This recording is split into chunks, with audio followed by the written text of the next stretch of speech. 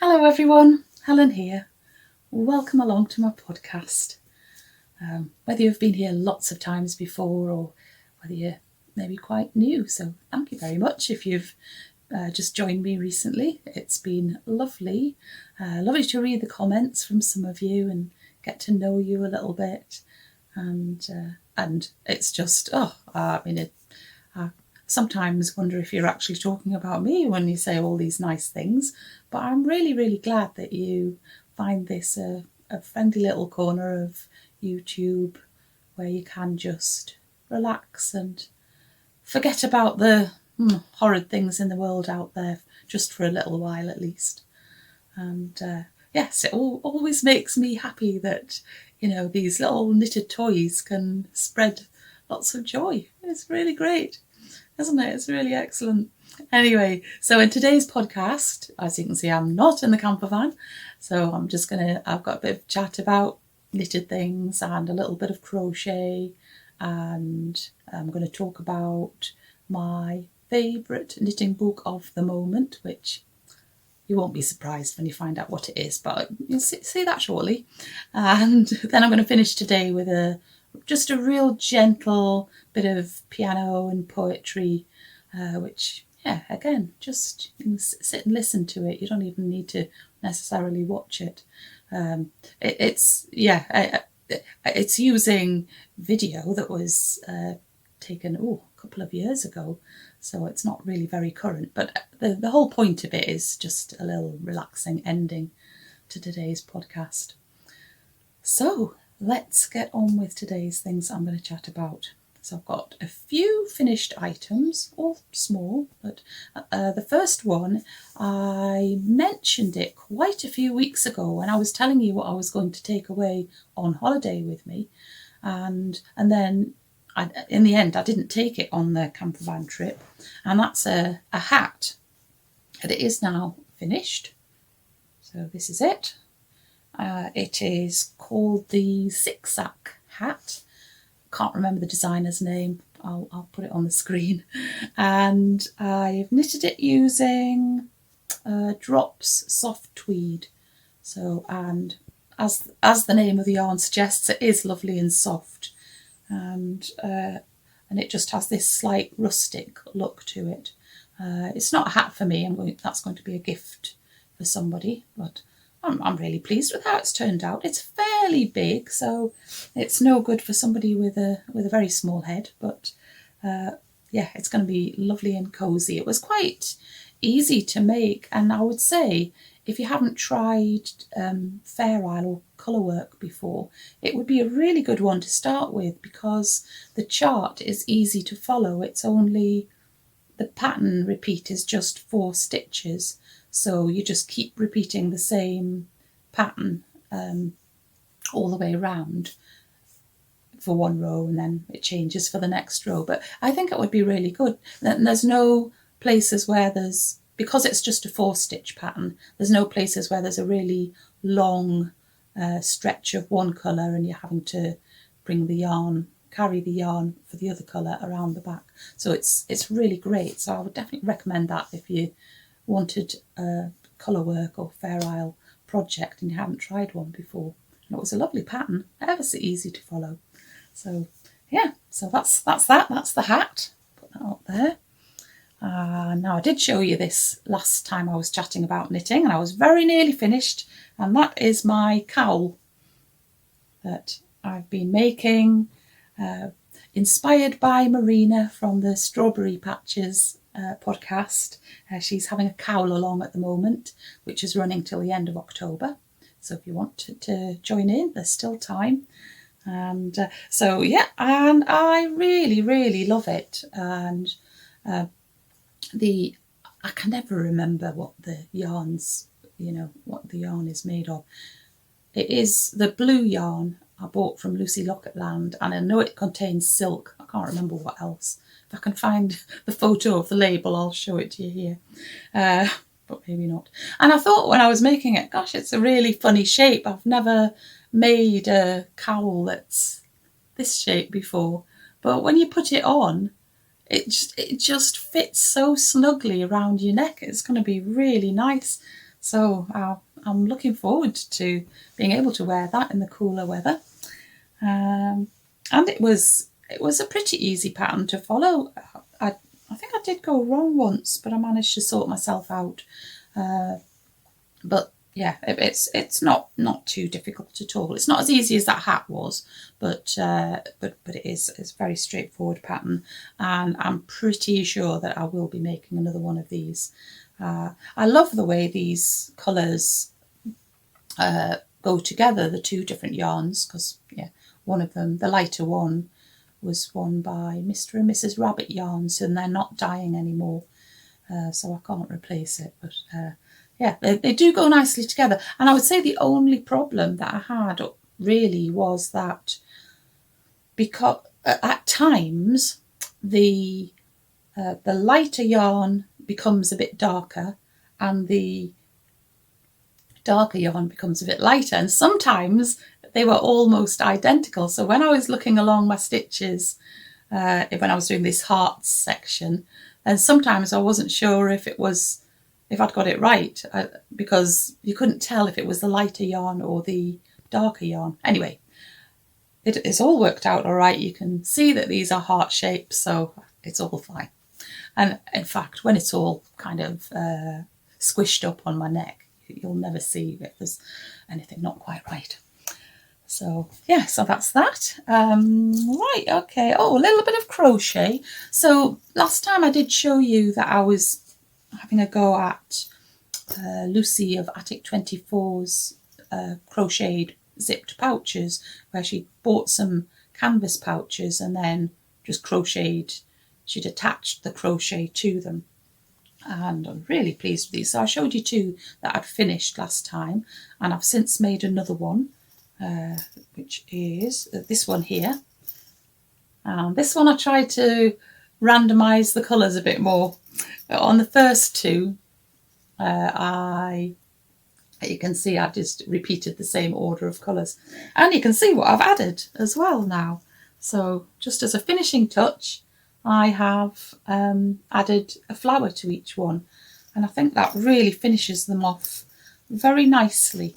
I used this book here, Crochet Collage Garden, to pick the flowers from, and they were nice and easy to follow. Yeah, so I'm really pleased with how those have turned out, and they are going to make really nice gifts for some special people. Right, so that's my only bit of crochet at the moment. And what else have I got then? Okay, clothes, but small clothes. And first of all, I think I showed you last time I was busy making Henri Clement's jumper, and I'd just done the bottom part. Was it bottom up, this one? Oh, I can't remember. Yeah, I think it was.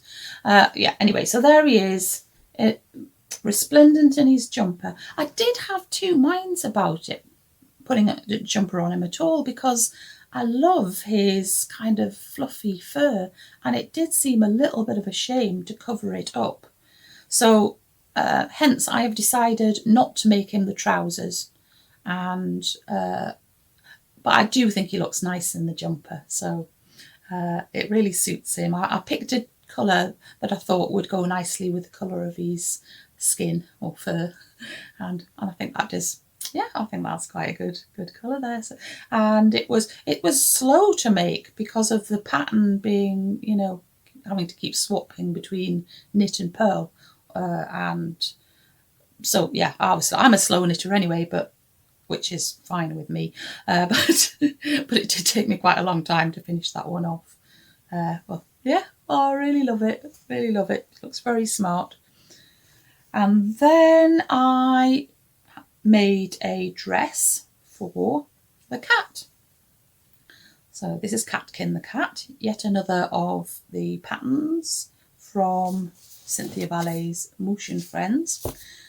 And this dress actually isn't in the book. I used a dress from another of Cinthia Vallet's patterns, but just a separate one that you can buy, which is actually Odile the rabbit. So I haven't made the rabbit yet, but I have now made the dress, and this was a top-down dress, with all these little bobbles around here, which she said you could do them different colours and just use a little bit of yarn for each one, but I decided to use just a contrasting colour, and I was using leftover yarn from the cowl, so it's nice to use that. These little stripes in the top of the dress are in the pattern, but I decided to add 3 stripes along the bottom of the dress as well, because I just thought that would look nice. And you can see also that she is carrying her tote bag, which contains some little books. She loves going to a book club, so she's always carrying her books about her so that she can read at any moment that she would like to. And so there we go. She is finished now and added to the family. Then I have started a new animal, which is here. Oh, I'm sorry, I forgot to take it out of the paper bag. I have to try and take it out really quietly. Okay, don't have too much rustling. I bought. The reason that I'm doing this animal is that I saw that Daughter of a Shepherd, a little online shop, was doing a kit for this particular animal, and it's the place where I bought the kit for the donkey that I made, and I love that yarn so much that I just couldn't resist having another kit from them.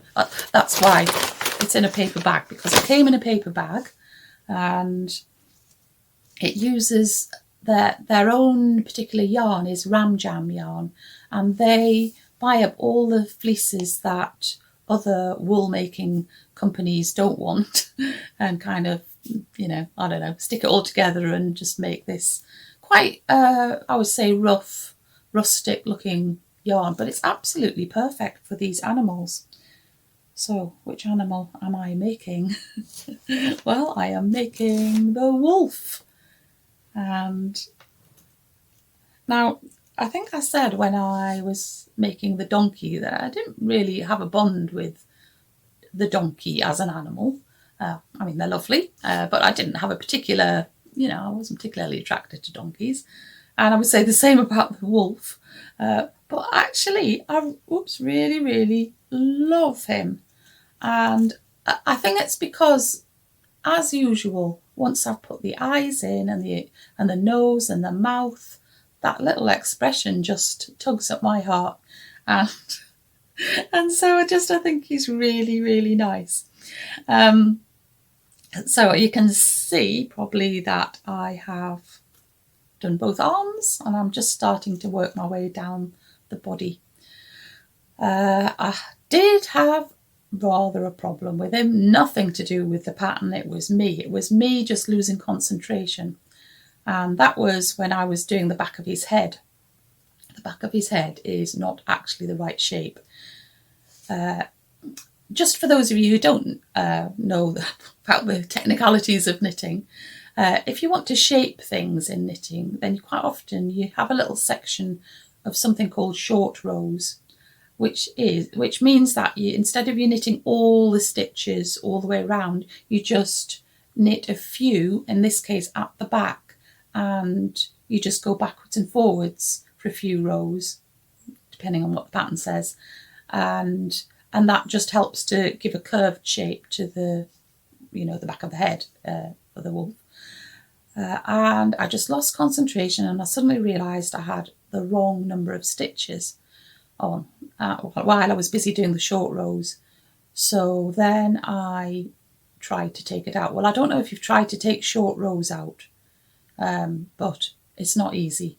And I still had no idea. Then I lost track of how many I'd taken out, and I just thought it was going to end in disaster. But I'd already at that point, I'd done the ears, and I just felt committed to my little animal. So yeah, so I just fudged it, ended up with the right number of stitches and a slightly wrong shaped head, but I don't think you can really tell when he's just sit here on his own. If he was next to another wolf that somebody had made correctly, you would probably know, but anyway. So there we are. So that's how much I've done of the wolf, and I shall look forward to adding him to my family. And it is quite a growing family now. Yeah, so the very first Cinthia Vallet animal that I made was actually a mouse, and yeah, she's here. She's called Sadie Souris, and I don't even know how I found out about her. Maybe I saw her on Instagram or something, but anyway, and she was being sold as a kit, so I bought the kit, and then of course I investigated other patterns, and yeah, there are a lot of animals here now. So after Sadie Souris, I then made my first tutu bear, and this is Benedict, and absolutely love him, and he is always going to stay with me, being my first tutu bear.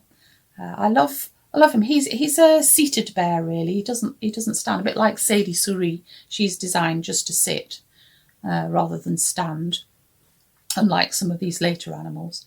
So yeah, so I love this little tutu bear, Benedict. Then I made another tutu bear, which I gifted to my sister. I made another tutu bear for Christmas, for a Christmas. I think it was a couple of Christmases ago. She's called Mistletoe, so she's lovely, and she stays here. And although I was only going to get her out at Christmas, she's kind of just stayed out all the time. So that's her.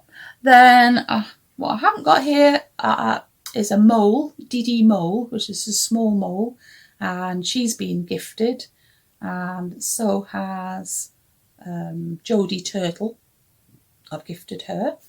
And another tutu bear that I made, which was a new baby gift, and in that tutu bear, instead of putting the plastic eyes, I did the knitted eyes, which are part of the pattern. If you can just knit the eyes in as you go, rather than putting plastic eyes in if it's for a baby. So yeah, so I haven't got that there. And then the next one that I made was Myrtle Bear. Again, not in the Mouche and Friends book, just as a separate pattern, which was actually quite a tall bear. And she looked up to the sky. she was a standing bear, and she's gone to somebody as a gift as well. And then the Mouche and Friends book came out, and yes, I've been obsessed with it ever since. So I'll show you one at a time all the ones that I've made so far. So the first one I made was Mouche, although I made Mouche in the book as a boy, and my Mouche is a girl called Joanna, and she's wearing dungarees, although I absolutely love the pyjamas that are in the book as well, so quite tempted to make those. So that's Joanna. Then I made Matthew the pig, who lots of you are very familiar with now. In the book he's called Alphonse, and then I don't know why, but I just did feel the need to make another one, make the little girl one, which in the book is called Mira, and mine is called Rose. So that's those two are the next ones. Then came the donkey, who I think, well, don't tell the others, but he might just be my favourite. I just love everything about him. Absolutely gorgeous. He's still carrying his backpack full of shells that he collected on holiday. And actually there's sand still coming out from the beach. Never mind. Anyway, so there's Donkey, who didn't seem to suit any of the names that I was thinking of. And somebody said he looked dapper. And so I've been calling him Dapper Donkey ever since. So that was a donkey. And then came the orangutan, Henri Clement, who is gorgeous. I do love him, especially love his fur. Then there was Catkin, and then I've already brought you right up to date with the start of a new member of my family. And so I thought you might like to have a bit more of a look inside this book that I love so much. So this is definitely the best knitting book that I bought for a long time, Mouche and Friends, which you must be bored of hearing me mention it. So apologies to anybody who's actually got the book and has already read it cover to cover, so none of this will be new to you, but I've done you a little tour of the book so that you can see a bit more of what's inside it.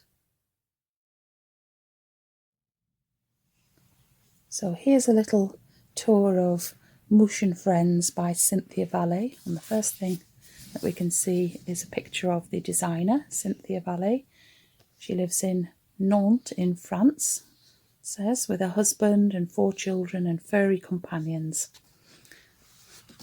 And I love the book right from the very beginning because although it says the first thing is a preface, she calls it Love Spreaders. I'm going to just read you a little bit of this. The first time I created a character, Myrtle Bear, do you know him? I knew something special had happened. I had just finished embroidering his little smile and was cradling his face in my hands. I felt like happily saying, "Hello, you," because he was so alive and already spreading so much tenderness. I knew I wanted to continue down this path and also wanted to do the work of writing patterns so that you too could experience this feeling of seeing a little animal come alive in your hands. And a little bit later on she says, my inspiration is deeply rooted in my love for illustration and children's literature, the home of so many wonderful characters. I develop my characters as an illustrator would do, but with wool and 3 dimensions. I give each one a name, a story, a little soul, and a lot of myself. Then I share it with you, and the next bit of magic happens. You give your knitted toy a name, a story, a little soul, and a lot of yourself too. You make it your own.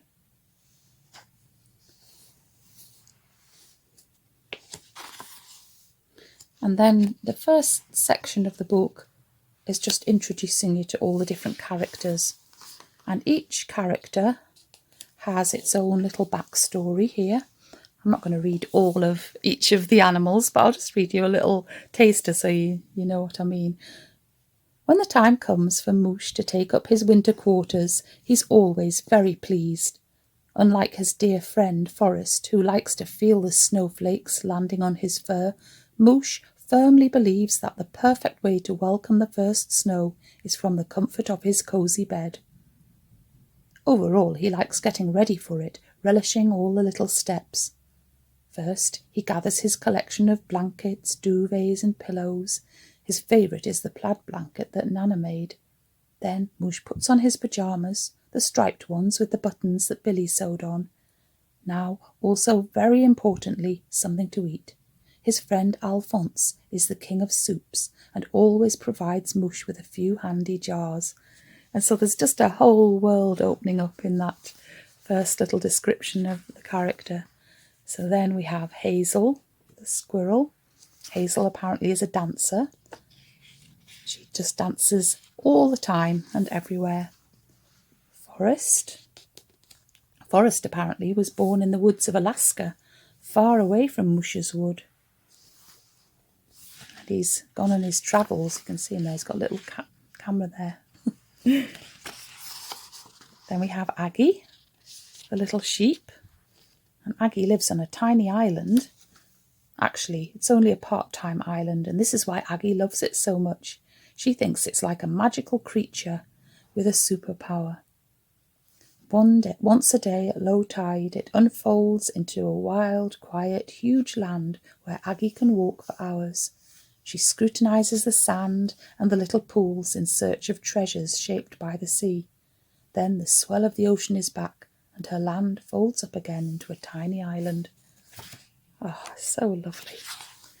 And then we have Tino, the wolf, who is a really lovely, kind and friendly wolf. And he delivers letters in Mouche's wood, and he likes writing a letter to everybody, to all the different characters. And then here we have Giorgio the cat, who just loves to draw. So this Giorgio here has got a drawing book in his bag. And here's Horatio the donkey. And he likes gardening. That's his thing. He loves to sow seeds and grow flowers. And here's Alphonse, little piggy, and it doesn't show a picture of the little girl piggy there. But Alphonse is really keen on opening a restaurant and writing a book all about soup. And here's Nana the duck, who loves knitting. She was introduced to knitting when she had laid her eggs, and she was rather a fidgety person before, but she was taught to knit, and then that kept her still while she was on her eggs. And here's her two babies, Dodo and Mimosa. Then we have a little raccoon, Billy, and it says here, I love this, Billy is the owner of the greatest collection of buttons all over the wood. She received it from her grandma, who received it from her own grandma, and so on as far back as we can remember. Billy's little house is packed to the rafters with glass jars full of buttons. She also has a wonderful system of pulleys to take the jars up and down, and also a very handy ladder with wheels that Mouche built for her. And I love this bit here. When Billy was a very young raccoon, her grandma used to attach a little heart-shaped button on her night dresses because she was scared of the dark. Ever since, Billy has always made sure to collect enough heart-shaped buttons for anyone who might need some extra care. Oh, and there's a little jar of buttons there. And then we have Henri, the orangutan. There he is. And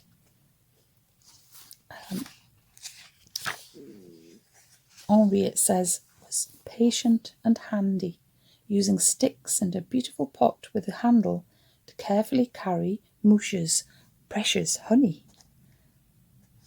Oh, there we go. And then we have a section on techniques. And so there's the techniques needed for knitting the animals. And then there's a section on the techniques that you'll need for knitting the outfits there. So, and they're written as a series of lessons. So here we have lesson 10, closing openings, for example. And when you come to the patterns, which obviously I'm not going to show you, then it will say, right, for this next section, you need to look at lesson 12 or whatever from the, these first sections here.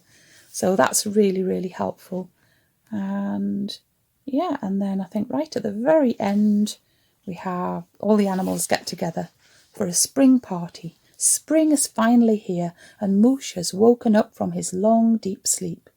This is one of the most joyful moments in the year, when all his friends come to celebrate being all together again. And it just tells you about all the animals arriving and what they bring, and what a wonderful book. And it really is one of the best knitting books I have bought for a very long time. So, still a few animals to make in the book that I haven't made, so plenty more to look forward to. Gosh, I quite often say in my podcasts, oh, this is going to be shorter than usual, but I can tell you for certain that this is probably going to be my longest one. And I know some of you don't mind that, or lots of you don't mind that because you're just sitting knitting or crocheting or something while I'm busy chatting away to you. So yeah, so if you like longer podcasts, it's a special treat today, I think, because I'm going to finish off now with a bit of poetry and piano. And again, it's a re-edited version of one of my little short Gentle Words podcasts that I did a couple of years ago. And so I've kind of changed things a bit. And the thing that I've done that's very different to before is to add the words onto the screen, so that, it's you kind of can sometimes not pick up the words of a poem, although I do try to read them clearly. But I think it's sometimes nice to have the words on the screen. So I hope you're going to enjoy that.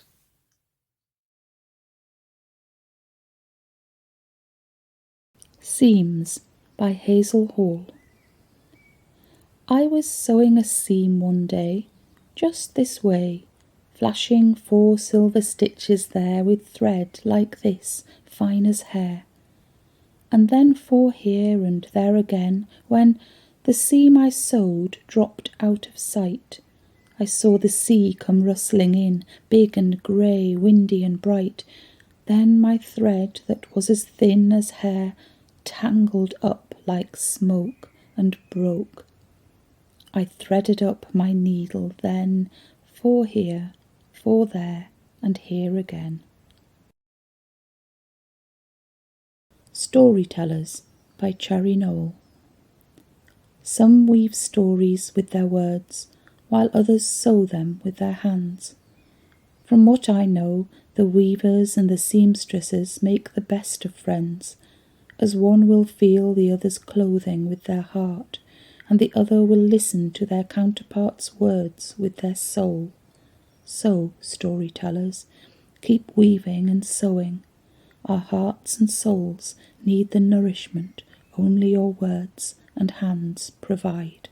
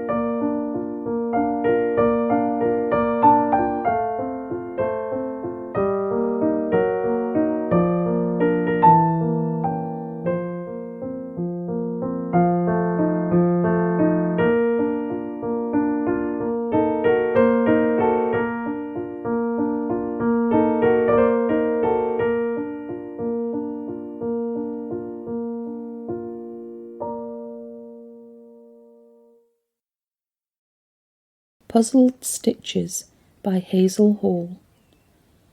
Needle running in and out, in and out, in and out.